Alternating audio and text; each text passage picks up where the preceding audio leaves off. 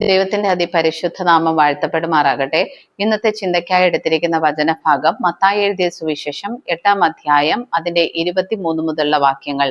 ഈ ഭാഗം വായിക്കുമ്പോൾ അവിടെ യേശുവും ശിഷ്യന്മാരുമായി ഒരു പടകിൽ യാത്ര ചെയ്യുകയായിരുന്നു. കടലിൽ ഓളമുണ്ടായിട്ട് തിരകൾ പൊങ്ങി പടക് മുങ്ങുമാറായി. ശിഷ്യന്മാര് ഇത് കണ്ടിട്ട് ഭയപ്പെടുവാനായിട്ട് തുടങ്ങി. എന്നാൽ യേശുവോ പടകിനുള്ളിൽ കിടന്ന് സ്വസ്ഥമായിട്ട് ഉറങ്ങുകയായിരുന്നുവെന്ന് ഈ ഭാഗം വായിക്കുമ്പോൾ മനസ്സിലാക്കുവാൻ സാധിക്കും. ഇവിടെ ശിഷ്യന്മാരുടെയും യേശുവിന്റെയും മൈൻഡ് സെറ്റ് നോക്കിയാൽ ശിഷ്യന്മാര് സാഹചര്യത്തെ കണ്ട് ഭയപ്പെട്ടു. എന്നാൽ ഈ സമയത്ത് പടക് ഉലയുന്ന ഈ സമയത്തും യേശു സുഖമായിട്ട് പടകിൽ കിടന്ന് ഉറങ്ങുന്നതായിട്ട് നമുക്ക് കാണുവാനായിട്ട് സാധിക്കും.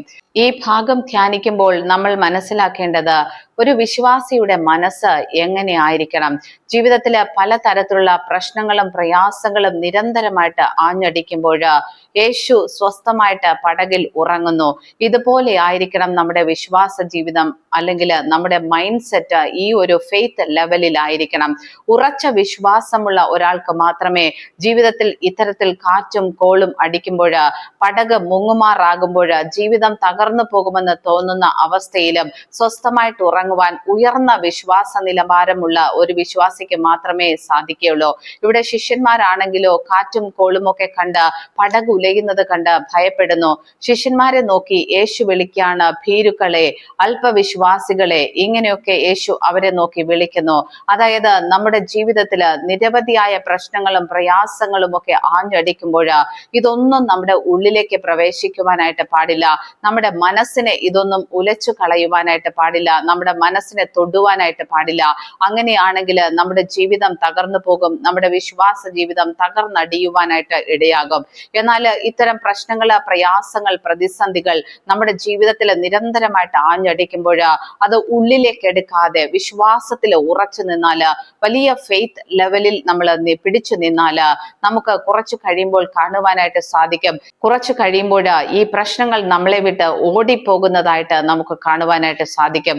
പലപ്പോഴും പ്രശ്നങ്ങൾ ഉണ്ടാകുമ്പോൾ നമ്മൾ അതിനെ കീഴ്പ്പെട്ട് കൊടുക്കുന്നത് കൊണ്ടാണ്, ആ പ്രശ്നങ്ങളെ, ആ സാഹചര്യത്തെ കണ്ട് ഭയപ്പെടുന്നത് കൊണ്ടാണ് നമ്മൾ നശിച്ചു പോകുന്നത്.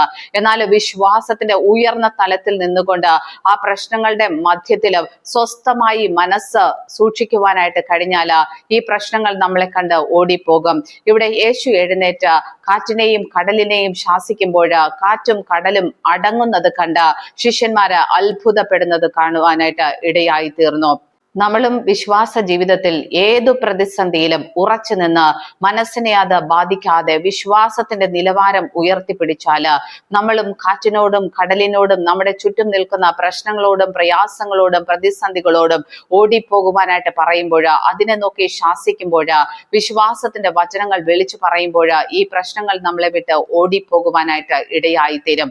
അതുകൊണ്ട് നമ്മുടെ ജീവിതത്തില് പ്രയാസങ്ങൾ, പ്രതിസന്ധികൾ വരുമ്പോൾ ഉലഞ്ഞു പോകാതെ, പ്രയാസത്തെ കണ്ട് ഭയപ്പെട്ടു പോകാതെ, ഉറപ്പോടെ, വിശ്വാസത്തോടെ, ധൈര്യത്തോടെ നിന്നുകൊണ്ട് ആ പ്രശ്നങ്ങളെ നോക്കി വിശ്വാസത്തിന്റെ വചനങ്ങൾ വിളിച്ചു പറയാം, സാത്താനെ ശാസിക്കാം. അങ്ങനെ നമുക്ക് വിടുതൽ പ്രാപിക്കാം, ഉയർന്ന വിശ്വാസ നിലവാരം സൂക്ഷിക്കാം. ദൈവം നമ്മെ ഏവരെയും അനുഗ്രഹിക്കുമാറാകട്ടെ. ആമേൻ.